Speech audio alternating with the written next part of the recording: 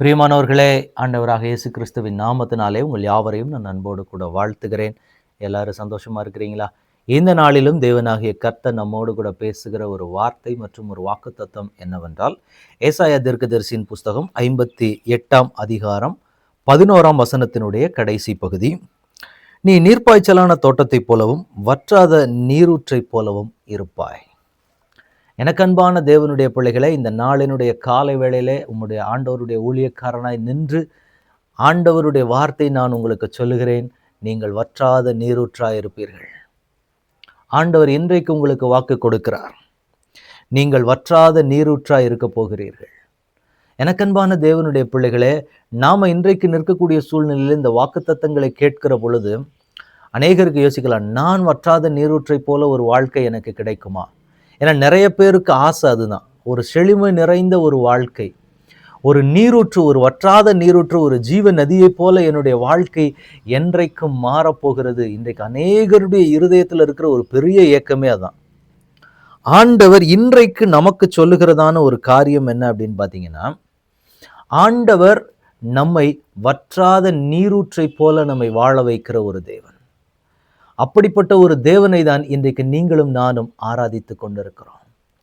அப்ப இன்றைக்கு தேவன் நமக்கு என்ன வார்த்தை சொல்றாரு அப்படின்னா, நீங்கள் வற்றாத நீரூற்றை போல ஒரு செழுமையான ஒரு வாழ்க்கை ஆண்டவர் உங்களுக்கு கொடுக்க போகிறார். ஒருவேளை இன்றைக்கு நீங்க போய்கொண்டிருக்கிற பாதை வித்தியாசமானதாக இருக்கலாம். இன்னைக்கு நிற்கிற சூழ்நிலைகள் உங்களுக்கு உங்க வாழ்க்கையில கொஞ்சம் வித்தியாசமான பாதையாக இருக்கலாம்.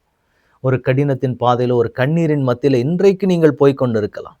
ஆனால் ஆண்டவர் உங்களுக்கு சொல்லுகிறதான ஒரு வார்த்தை என்னவென்றால், நீங்கள் வற்றாத நீரூற்றை போல ஆசீர்வதிக்கப்பட்ட ஒரு நாளும் உங்க வாழ்க்கையில வரதான் போகிறது.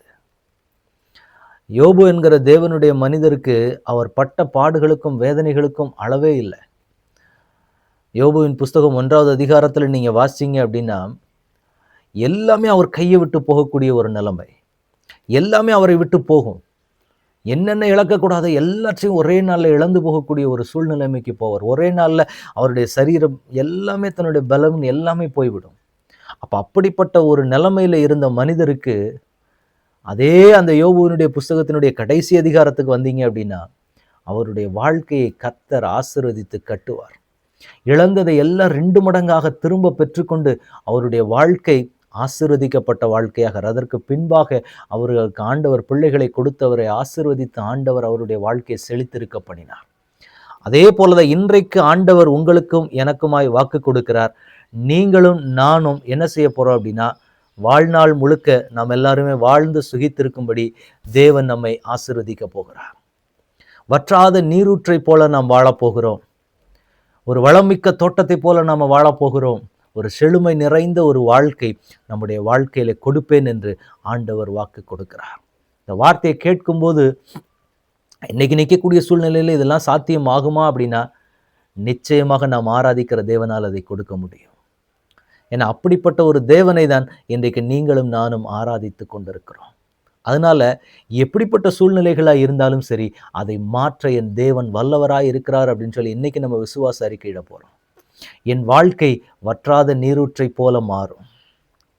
நான் நீர்ப்பாய்ச்சலான தோட்டத்தை போல இருப்பேன். ஒரு வளமான ஒரு தோட்டம் எப்படி இருக்குமோ அது மாதிரி நான் இருப்பேன்னு சொல்லி இன்னைக்கு நம்ம என்ன செய்ய போறோம் அப்படின்னா, ஆண்டவருடைய சமூகத்தில் அறிக்கையிட போறோம்.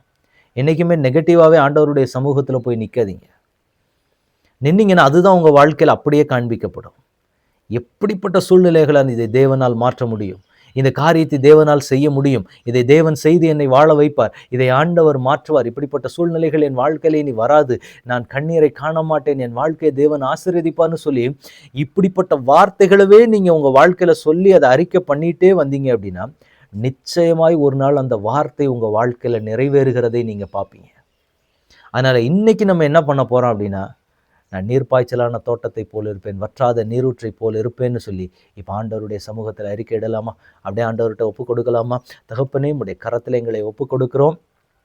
நீர் இந்த நாளிலே எங்களுக்கு கொடுத்த வார்த்தையின்படியே நாங்கள் நீர்ப்பாய்ச்சலான தோட்டத்தை போலவும் வற்றாத நீரூற்றை போலவும் நாங்கள் இருந்து உமக்குள்ளாக கனி கொடுக்க கர்த்தர் செய்ய போகிற கிருபைக்காக உமக்கு ஸ்தோத்திரம். அப்படிப்பட்ட ஒரு செழுமை நிறைந்த வாழ்க்கையை எங்கள் தேவன் எங்களுக்கு கொடுத்து நீர் ஆசீர்வதிக்க போகிற தயவுக்காக உமக்கு நன்றி ஆண்டவரே. எல்லா தடைகளும் இயேசுவின் நாமத்தினால மாறட்டும். இந்த செழுமை நிறைந்த வாழ்க்கையை பெற்றுக்கொண்டு உமக்கு சாட்சிகளாக நிற்க எங்கள் எல்லாரையும் உடைய பாதத்தில் ஒப்புக் கொடுக்கிறோம். தேவனாகிய கர்த்தர் எங்களை நீர் ஆண்டு கொள்ளுவீராக. இயேசு கிறிஸ்துவின் நாமத்தில் ஜெபம் கேளும் எங்கள் நல்ல பிதாவே. ஆமென், ஆமென், ஆமென். God bless you.